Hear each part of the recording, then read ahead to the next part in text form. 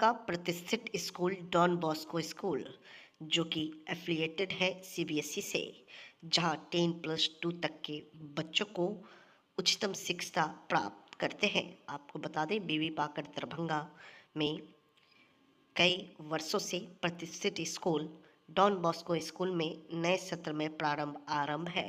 अपने बच्चों के भविष्य को करें उज्जवल, स्मार्ट बनाएं और बेहतर बनाएं। दरभंगा का प्रतिष्ठित स्कूल डॉन बॉस्को स्कूल जो कि आपके बच्चों के फ्यूचर को बनाता है।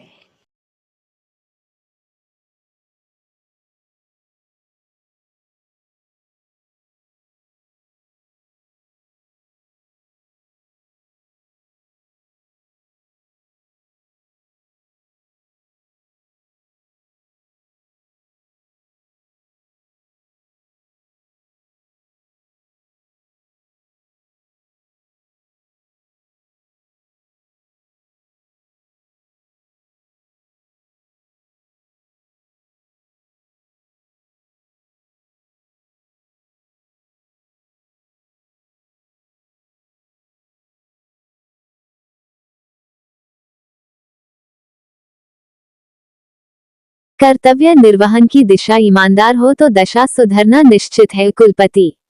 योजक चिन्ह योजक चिन्ह योजक चिन्ह योजक चिन्ह योजक चिन्ह योजक चिन्ह योजक चिन्ह योजक चिन्ह योजक चिन्ह योजक चिन्ह योजक चिन्ह योजक चिन्ह योजक चिन्ह योजक चिन्ह। वर्तमान समय में शिक्षकेतर कर्मचारियों की दशा एवं दिशा विषय पर आयोजित संगोष्ठी में उभरे कई महत्वपूर्ण सवाल। योजक चिन्ह योजक चिन्ह योजक चिन्ह योजक चिन्ह योजक चिन्ह योजक चिन्ह योजक चिन्ह योजक चिन्ह योजक चिन्ह योजक चिन्ह योजक चिन्ह योजक चिन्ह योजक चिन्ह। कर्तव्य और अधिकार दोनों ही एक दूसरे के पूरक हैं और दोनों ही किसी संस्थान की कार्य संस्कृति को प्रगतिशील बनाने में महत्वपूर्ण हैं। अधिकार यदि कर्मचारियों की स्वतंत्रता और सुरक्षा सुनिश्चित करते हैं, तो कर्तव्य उन्हें उनके अधिकारों का जिम्मेदारी पूर्वक उपयोग करना सिखाते हैं। ये बातें बिहार राज्य विश्वविद्यालय एवं महाविद्यालय कर्मचारी महासंघ के ललित नारायण मिथिला विश्वविद्यालय प्रक्षेत्र के तत्वावधान में रविवार को आयोजित एक दिवसीय संगोष्ठी का उद्घाटन करते हुए कुलपति प्रो संजय कुमार चौधरी ने कही। वर्तमान समय में शिक्षकेतर कर्मचारियों की दशा एवं दिशा विषय पर आयोजित संगोष्ठी में अपना विचार रखते हुए उन्होंने कहा कि एक अच्छी कार्य संस्कृति के निर्माण और इसके सुचारू संचालन के लिए कर्मचारियों को अपने अधिकारों को समझने के साथ साथ अपने कर्तव्यों को भी पूरी निष्ठा से निभाना आवश्यक है। उन्होंने कहा कि कर्मचारियों में निहित अनुशासन, कला कौशल व दक्षता उनके भविष्य की दशा और दिशा को सुदृढ़ करता है। उन्होंने कर्मचारियों से विभिन्न फाइलों के बेहतर क्रियान्वयन के लिए स्वयं की सूझबूझ के साथ इसे विधिवत विकसित करने का आह्वान किया। बतौर मुख्य अतिथि अखिल भारतीय महाविद्यालय एवं विश्वविद्यालय फेडरेशन के राष्ट्रीय अध्यक्ष सुजीत आरबी सिंह ने संगठन को स्वच्छ और दृढ़ बनाए रखने में कर्मचारियों की भूमिका को रेखांकित करते कहा कि मानव जीवन में संगठन का बड़ा महत्व है। अकेला मनुष्य शक्तिहीन है, जबकि संगठित होने पर उसमें अद्भुत शक्ति आ जाती है, जो सभी समस्याओं का स्वतः हल ढूंढने के काबिल होता है।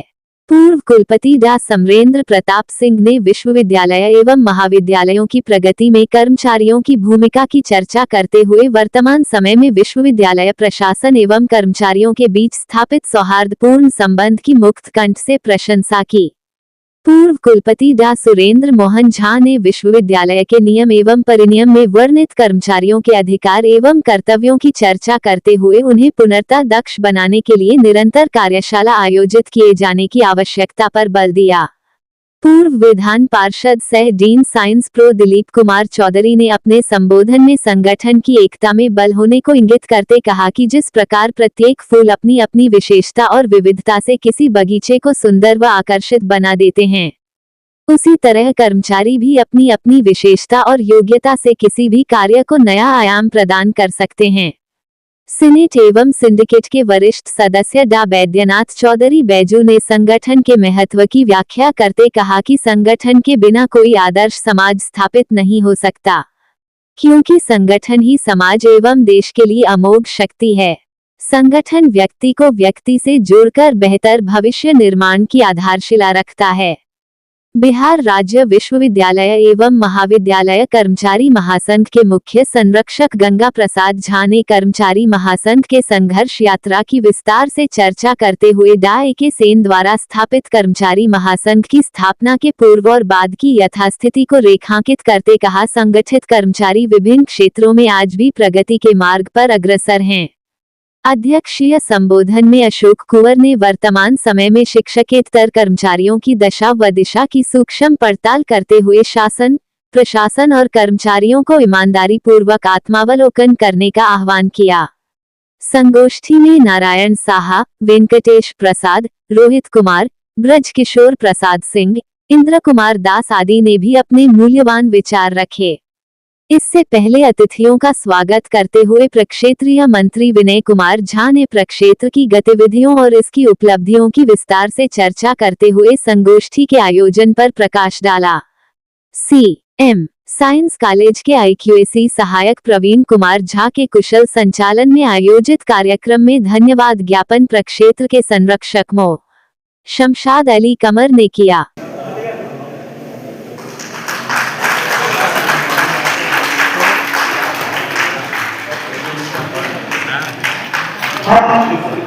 कोई चीज आगे करना विचार एक बड़ी सरस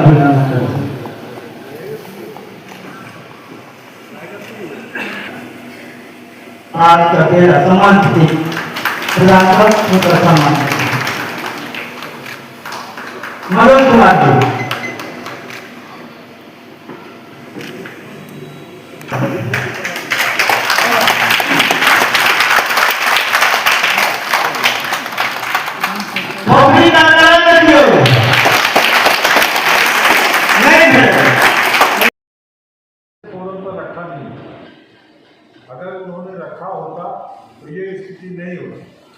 पहला तो ये है, बहुत सारे क्वेश्चंस इन लोगों ने कुलपति की तरफ किया है, इसका मैं जवाब सिलसिले में बात देना चाहता हूँ। मैंने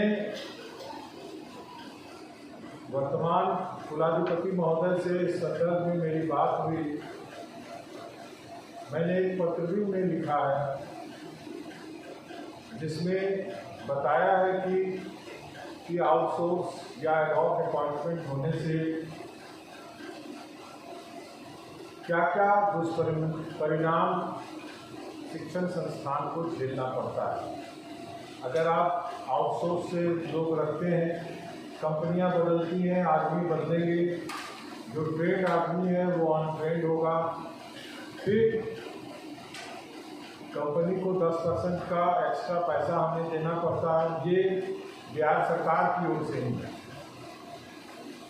एडहॉक अपॉइंटमेंट में अगर हम लेंगे तो वो प्रोसेस थोड़ा सा ठीक था विथ रिस्पेक्ट टू आउटसोर्स, लेकिन रिम्बर्समेंट उसमें वैसा नहीं था जैसा होना चाहिए।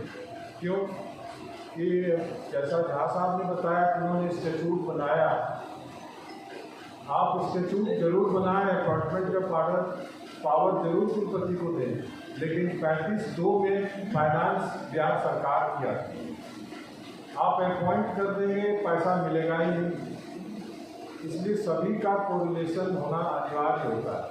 अपॉइंटिंग अथॉरिटी वाइस चांसलर है, ऑफकोर्स हम अपॉइंट करेंगे, 35(2) से सैलरी हम दे ही नहीं सकते हैं, तो वैसा अपॉइंटमेंट होना भी नहीं चाहिए और लोग को काम भी नहीं करना चाहिए without salary. Why they will do the work.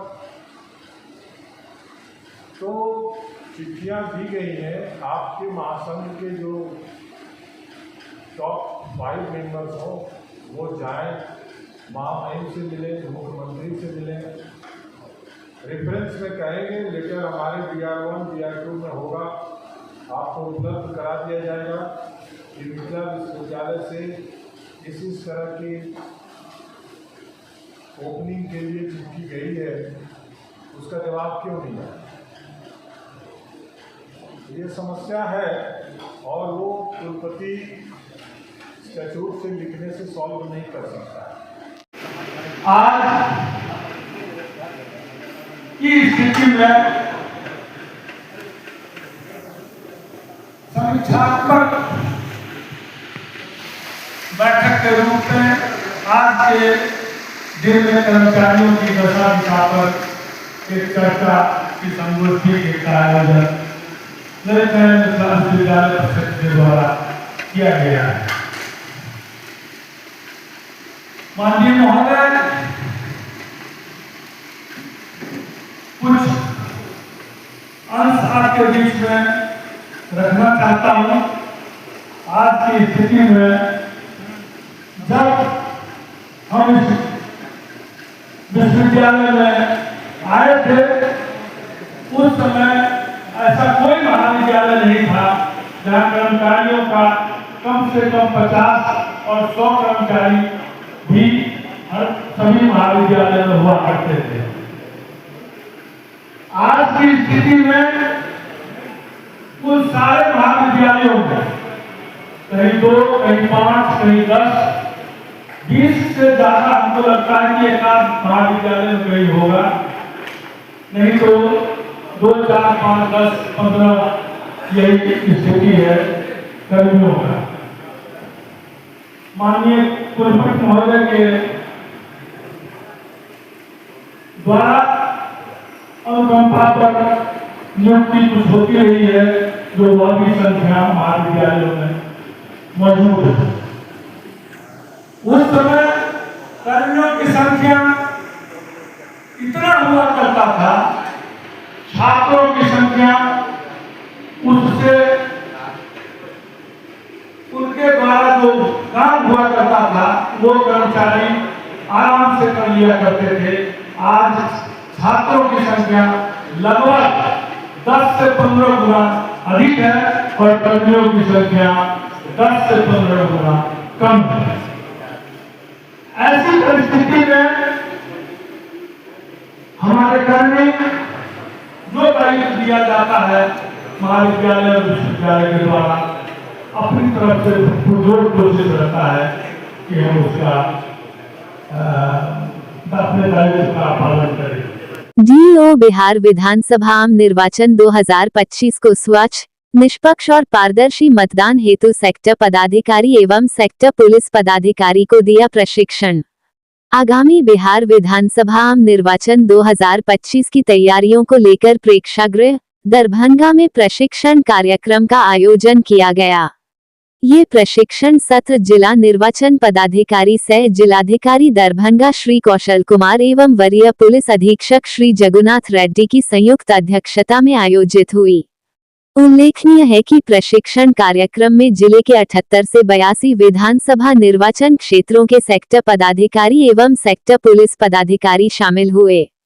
जिला निर्वाचन पदाधिकारी ने कहा कि प्रशिक्षण का मुख्य उद्देश्य निर्वाचन प्रबंधन, मतदान केंद्र प्रबंधन, भौतिक सत्यापन एवं सुनिश्चित सुविधा रूट चार्ट, मतदाता प्रबंधन, भेद्यता मानचित्रण, दिव्यांगजन मतदाता के लिए रैंप का निर्माण, बिजली की व्यवस्था, शौचालय, पेयजल एवं ईवीएम वीवीपीएटी के बारे में जागरूकता, मतदाताओं के अधिकारों के बारे में विशेष जानकारी देना है। मतदाताओं को हेल्पलाइन नंबर की जानकारी, मतदान केंद्रों का स्थान परिवर्तन, मतदाता सूचना पर्चियां का वितरण और 1950 हेल्पलाइन का प्रचार प्रसार के संबंध में विस्तृत जानकारी विशेष प्रशिक्षण में पीपीटी के माध्यम से दिया गया। सुरेश कुमार, उप निर्वाचन अधिकारी, दरभंगा, ने पीपीटी के माध्यम से सभी सेक्टर पदाधिकारी एवं सेक्टर पुलिस पदाधिकारी को सभी बिंदुओं से अवगत कराया। उन्होंने कहा कि सभी मतदान केंद्रों पर मूलभूत सुविधा रैंप, बिजली, शौचालय, पेयजल, पहुंच पथ आदि उपलब्ध कराना सुनिश्चित करेंगे।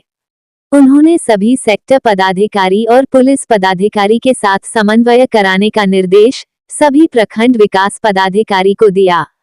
श्री कौशल कुमार, जिला निर्वाचन पदाधिकारी सह जिलाधिकारी दरभंगा, ने सेक्टर पदाधिकारी एवं सेक्टर पुलिस पदाधिकारी को सभी मतदान केंद्रों का निरीक्षण और मतदाताओं से फीडबैक लेने का निर्देश दिया। तारांकन, जिला निर्वाचन पदाधिकारी ने सेक्टर पदाधिकारी एवं सेक्टर पुलिस पदाधिकारी को निर्देश दिया कि वल्नरेबल भेद्यता अर्थात मतदान में बाधा उत्पन्न करने वाले असामाजिक तत्वों को पूर्व से ही चिन्हित करना सुनिश्चित करें तथा सूचना भी संग्रहण करें। उन्होंने कहा कि सेक्टर पदाधिकारी और पुलिस पदाधिकारी संयुक्त रूप से सभी मतदान केंद्रों का संयुक्त निरीक्षण कर लें। दोनों बेहतर समन्वय के साथ निष्पक्ष, स्वच्छ, भय रहित, पारदर्शी मतदान करना भी सुनिश्चित करेंगे। जिला निर्वाचन पदाधिकारी श्री कौशल कुमार ने सभी सेक्टर पदाधिकारियों को निर्वाचन कार्य में संवेदनशीलता, निष्पक्षता एवं पारदर्शिता बरतने का निर्देश दिया। उन्होंने कहा कि चुनाव आयोग के अनुरूप सभी तैयारियों को समयबद्ध व प्रभावी ढंग से पूरा करना का प्राथमिकता बिना सुनिश्चित करेंगे। तारांकन, वरीय पुलिस अधीक्षक श्री जगुनाथ रेड्डी ने क्रिटिकल मतदान केंद्रों को पूर्व में ही चिन्हित कर लेने का निर्देश सभी सेक्टर पदाधिकारी एवं सेक्टर पुलिस पदाधिकारी को दिया। उन्होंने सेक्टर पुलिस पदाधिकारियों से समन्वय बनाकर कार्य करने एवं संवेदनशील क्षेत्रों पर विशेष नजर रखने को कहा। उप निर्वाचन पदाधिकारी सुरेश कुमार ने सभी सेक्टर पदाधिकारी एवं सेक्टर पुलिस पदाधिकारी को कहा कि 1200 से अधिक मतदाता के आधार पर मतदान केंद्र बनाया गया है के संबंध में सभी मतदाता को जानकारी है कि नहीं सुनिश्चित करेंगे। उन्होंने कहा कि नए मतदान केंद्र के संबंध में सभी मतदाता को जानकारी देना है तथा बीएलओ के साथ बैठक करने का निर्देश दिया। उन्होंने कहा कि यदि माइकिंग करने की आवश्यकता है तो प्रखंड विकास पदाधिकारी माइकिंग कराना सुनिश्चित करेंगे। तारांकन, 30 सितंबर को मतदाता सूची का अंतिम प्रकाशन किया जाना है।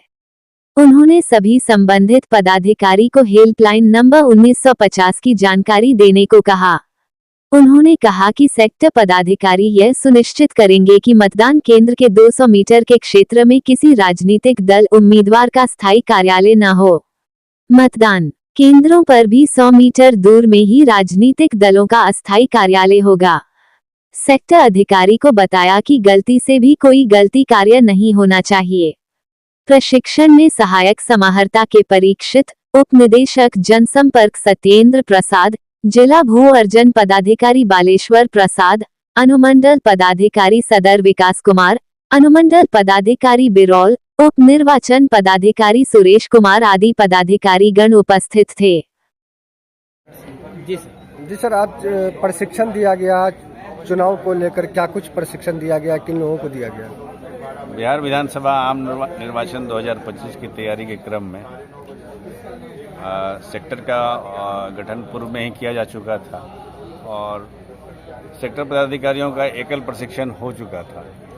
लेकिन चूंकि अब सेक्टर पदाधिकारियों के साथ पुलिस पदाधिकारियों की भी प्रतिनियुक्ति संबंधन हो गया है, तो सेक्टर पदाधिकारियों एवं सेक्टर पुलिस पदाधिकारियों का ये प्रशिक्षण कल भी रखा गया था, कल 6 तारीख को, और आज भी 5 विधानसभा का 78 कुशेश्वर स्थान, 79 गौड़ावरम, 80 बेनीपुर, 81 आपको अलीनगर और 82 दरभंगा ग्रामीण के सेक्टर पदाधिकारियों और सेक्टर पुलिस पदाधिकारियों का आज प्रशिक्षण था।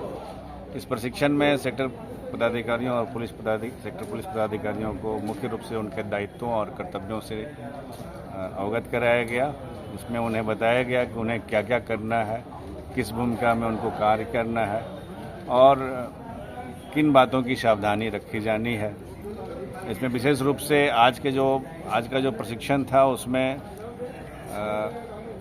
Home voting, absentee voting, AMF का सत्यापन, मतदान केंद्रों का सत्यापन जो है, रूट चार्ट का निर्धारण, रूट चार्ट की मैपिंग और वल्नरेबिलिटी मैपिंग पे इन लोगों को आज हम लोगों ने प्रशिक्षित किया और डीएम सर ने और एसएसपी सर ने भी विधि व्यवस्था में जो इनकी भूमिका है इसके बारे में उन लोगों को विस्तारपूर्वक निर्देशित किया गया। और अगला जो प्रशिक्षण होगा फिर कब होना है? इसके साथ साथ हम लोग सेक्टर पदाधिकारियों के लिए अलग से विधानसभावार ईवीएम प्रशिक्षण भी रखे हुए हैं, जो कि 6 तारीख से ही प्रारंभ है। कल हुआ था,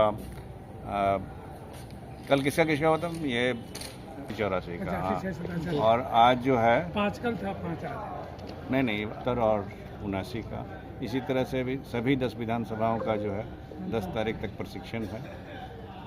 उसमें ईवीएम के प्रचालन और ईवीएम के रिप्लेसमेंट, ईवीएम से संबंधित जो सिक्योरिटी प्रोटोकॉल हैं उसके बारे में विस्तारपूर्वक जानकारी। 8 तारीख को भी प्रशिक्षण दिया जाएगा क्या सर? जी हाँ, 8 तारीख को भी प्रशिक्षण। उसमें क्या चीज़ का ईवीएम वगैरह का दिया जाएगा प्रशिक्षण? ईवीएम प्रचालन की प्रक्रिया, ईवीएम कैसे कनेक्ट किया जाता है, ईवीएम से कैसे वोटिंग की जाती है, साथ साथ में ईवीएम का अगर रिप्लेसमेंट होगा तो किस तरह से होगा, ईवीएम को लाए जाने से संबंधित जो सिक्योरिटी प्रोटोकॉल हैं, उससे संबंधित जितने भी सिक्योरिटी प्रोटोकॉल हैं उसके बारे में। कितने बजे से ये प्रशिक्षण कल का जो है सर? ये आज भी है और 10 तारीख तक लगातार चलेगा। ये कल है 11 बजे से 1 बजे और उसके बाद फिर 3 बजे से 5 बजे है। आज जो प्रशिक्षण दिया गया चुनाव पदाधिकारियों, जो चुनाव में लगाए जाने वाले कर्मियों को, कितने लोगों को लगभग दिया गया प्रशिक्षण? आज लगभग 300 लोगों को प्रशिक्षण दिया गया अभी ऑडिटोरियम में। सर अपना परिचय दें। मैं सुरेश कुमार, उप निर्वाचन पदाधिकारी दरभंगा। सीपीआई के 25वां जिला सम्मेलन में नारायण जी झा पुनः जिला सचिव और राजीव चौधरी एवं रामनरेश राय चुने गए सहायक जिला सचिव। शनिवार को देर रात भारतीय कम्युनिस्ट पार्टी का 25वां दरभंगा जिला सम्मेलन कॉमरेड भोगेंद्र झा नगर नरौच धाम जाले में संपन्न हुआ, जहां कई राजनीतिक एवं सांगठनिक प्रस्ताव सर्वसम्मति पारित किए गए।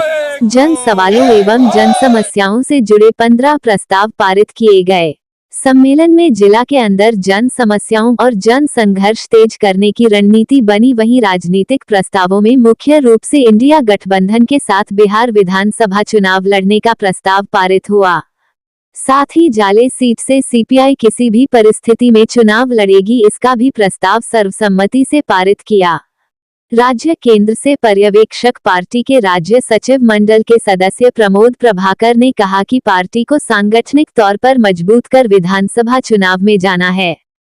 चुनाव के साथ साथ लोगों के समस्याओं पर जन संघर्ष को भी तेज करना है और यहां जो वर्तमान स्थिति है उसमें इंडिया गठबंधन से जाले सीट को सीपीआई ही जीत सकती है, इसलिए हम किसी भी परिस्थिति में जाले सीट पर चुनाव लड़ेंगे।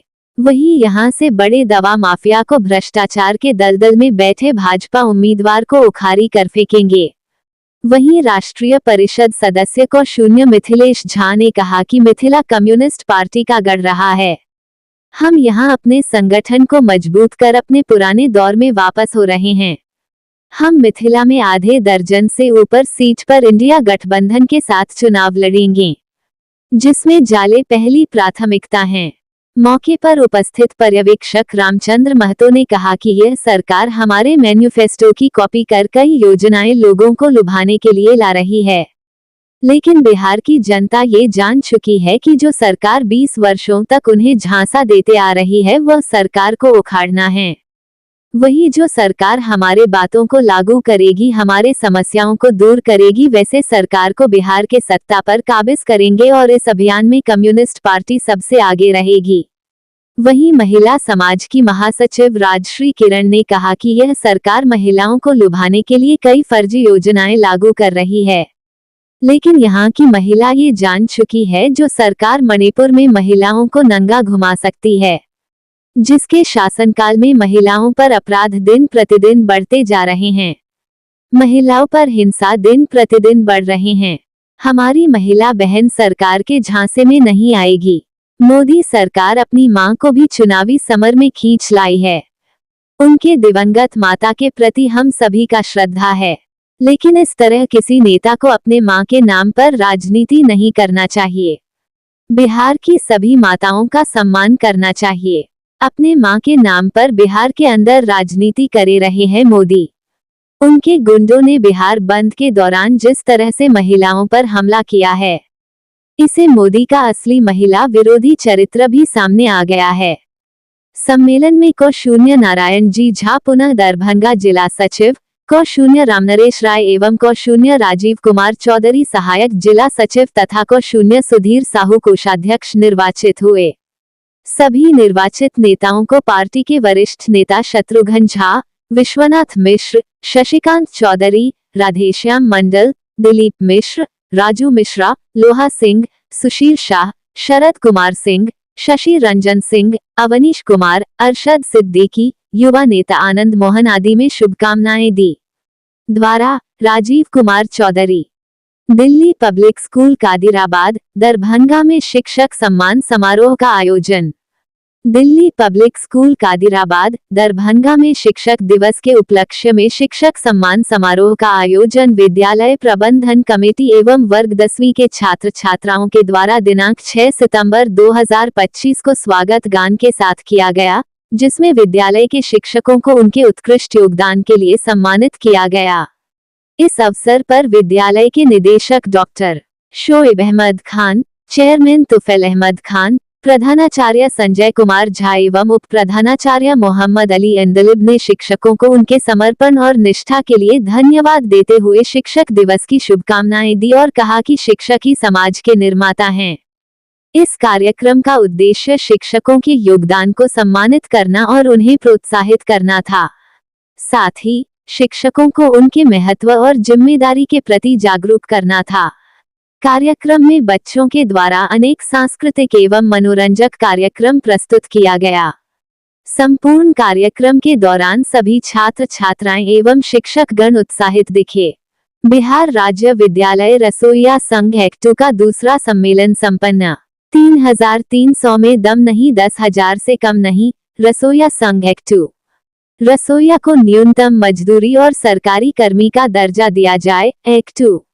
बिहार राज्य विद्यालय रसोइया संघ एक्टू का दूसरा सम्मेलन को विनोद मिश्र स्मृति भवन माले कार्यालय में 5 सदस्यीय अध्यक्ष मंडल संतरा देवी, रामदाना देवी, पूनम देवी, मीना देवी व पवन राम के संयुक्त अध्यक्षता में संपन्न हुआ। मंच का संचालन एक्टू जिला सचिव उमेश प्रसाद साह ने किया। सम्मेलन को उद्घाटन करते हुए भाकपा माले पॉलिट ब्यूरो सदस्य सह मिथिलांचल प्रभारी को धीरेन्द्र झा ने कहा, देश के अन्य राज्य केरल, तमिलनाडु आदि राज्यों में रसोइया को बिहार से अधिक मजदूरी दिया जा रहा है। बिहार सरकार खुद के बनाए न्यूनतम मजदूरी कानून में जो मजदूरी तय है वह भुगतान तो नहीं दे रहा है और चुनाव व रसोइया आंदोलन के दबाव में नीतीश सरकार को झुकना पड़ा और नीतीश सरकार को 3,300 रुपये मानदेय देने का घोषणा किया। ये हमारी लड़ाई की जीत है और आगे न्यूनतम मजदूरी और रसोइयों को सरकारी कर्मी होने की लड़ाई जारी रहेगा। सम्मेलन की मुख्य वक्ता विद्यालय रसोइया संघ की राज्य महासचिव एवं all India scheme workers federation की सम्मानित अध्यक्ष को सरोज चौबे ने कहा, स्कीम वर्कर्स के साथ राज्य और केंद्र की सरकार योजना को बंद करने की बहुत बड़ी साजिश कर रहा है, जिसका उदाहरण मध्याह्न भोजन योजना में एनजीओ के द्वारा भोजन सप्लाई करना है। सरकार इस योजना से धीरे धीरे रसोइया को स्कूल से बाहर कर देना चाह रहा है, जो काम के अधिकार पर हमला है। सम्मेलन को भाकपा माले जिला सचिव वैद्यनाथ यादव ने कहा, मैक्रो फाइनेंस कंपनी के जाल गरीब रसोइया भी परेशान है। सरकार अदानी अंबानी का कर्ज माफ कर रही है, गरीबों का भी कर्ज माफ करना होगा।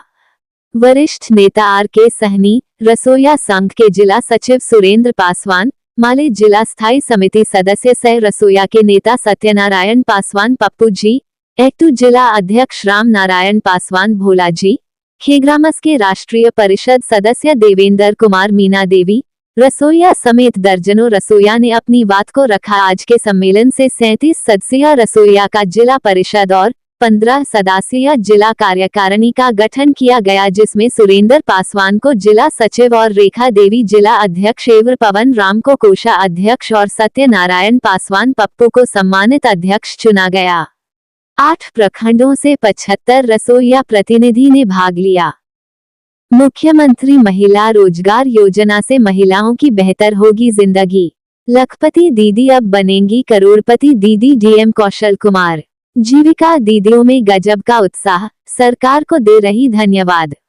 महिलाओं को आर्थिक रूप से सशक्त, आत्मनिर्भर और सम्मानजनक जीवन जीने का अवसर देने के उद्देश्य से बिहार सरकार ने मुख्यमंत्री महिला रोजगार योजना का शुभारंभ किया। रविवार को माननीय मुख्यमंत्री श्री नीतीश कुमार ने योजना का विधिवत उद्घाटन किया और इसके प्रचार प्रसार के लिए 250 जागरूकता रथों को हरी झंडी दिखाकर सभी जिलों के लिए रवाना किया। राज्य स्तर पर आयोजित इस कार्यक्रम का लाभ महिलाओं तक पहुंचाने के लिए जिलों में विशेष कार्यक्रमों का आयोजन किया गया। दरभंगा में समाहरणालय स्थित अंबेडकर सभागार में लाइव प्रसारण के माध्यम से योजना का लाइव दिखाया कर हुआ कार्यक्रम का शुभारंभ। कार्यक्रम में जिले के सभी 69 संकुल संघों से जुड़ी 200 से अधिक जीविका दीदियों ने उत्साहपूर्वक भाग लिया। कार्यक्रम का संचालन जिला प्रशासन द्वारा समन्वित रूप से किया गया। इस मौके पर जिला पदाधिकारी श्री कौशल कुमार, उप विकास आयुक्त श्री स्वप्निल, सहायक संहर्ता श्री के परीक्षित, जिला परियोजना प्रबंधक डॉक्टर ऋचा गर्गी, सभी प्रखंडों के BPM तथा अन्य संबंधित अधिकारी मौजूद रहे। जिला पदाधिकारी ने कार्यक्रम को संबोधित करते हुए कहा कि जीविका दीदियों का कार्य उत्कृष्ट है और मुख्यमंत्री महोदय स्वयं उनके कार्यों की सराहना करते हैं। अब तक कई जीविका दीदियां लखपति दीदी बनी हैं, लेकिन मुख्यमंत्री महिला रोजगार योजना के माध्यम से वे करोड़पति दीदी बनने की ओर अग्रसर हो सकती हैं। उन्होंने योजना के महत्व पर विस्तार से प्रकाश डालते हुए बताया कि योजना से जुड़ी सभी महिलाओं को आर्थिक मदद प्रदान की जाएगी।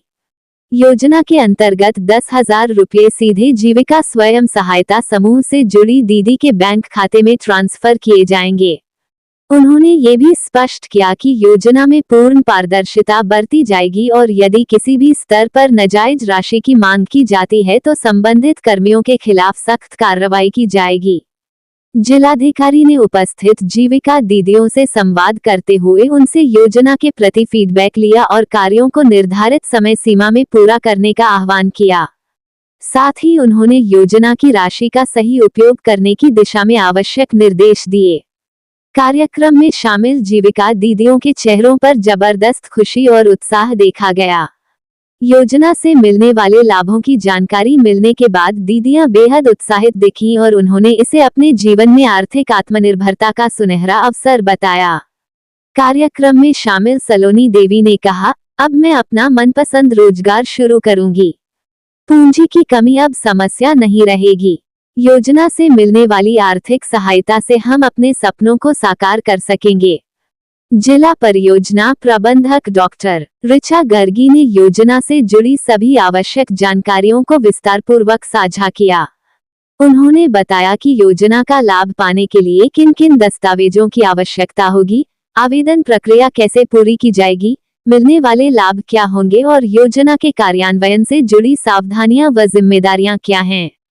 डॉक्टर ऋचा गर्गी ने ये भी स्पष्ट किया कि योजना से जुड़ी कोई भी प्रक्रिया पारदर्शिता के साथ होगी और सभी महिलाओं को बराबरी से लाभ मिलेगा। उपस्थित जीविका दीदियों द्वारा पूछे गए सवालों और शंकाओं का उन्होंने बड़ी सरलता से समाधान दिया, जिससे दीदियों में आत्मविश्वास बढ़ा। उन्होंने दीदियों को प्रेरित करते हुए कहा कि इस योजना का सही उपयोग करके वे अपने जीवन को आर्थिक रूप से मजबूत बना सकती हैं और अपने परिवार व समाज में नेतृत्व की भूमिका निभा सकती हैं। संचार प्रबंधक राजा सागर ने बताया, राज्य कार्यालय द्वारा महिलाओं तक योजना की जानकारी पहुंचाने के लिए 10 महिला संवाद जागरूकता रथ भी उपलब्ध कराए गए हैं, जो जिले के विभिन्न सामुदायिक संगठनों में लघु चलचित्रों, लीफलेट व जागरूकता गतिविधियों द्वारा महिलाओं को योजना के लाभ, प्रक्रिया और नियमों से अवगत कराएंगे। इस अवसर पर जिला प्रशासन ने भरोसा दिलाया कि योजना के माध्यम से महिलाओं को स्वरोजगार के अवसर मिलेंगे, जिससे बेहतर जिंदगी की सकेगी।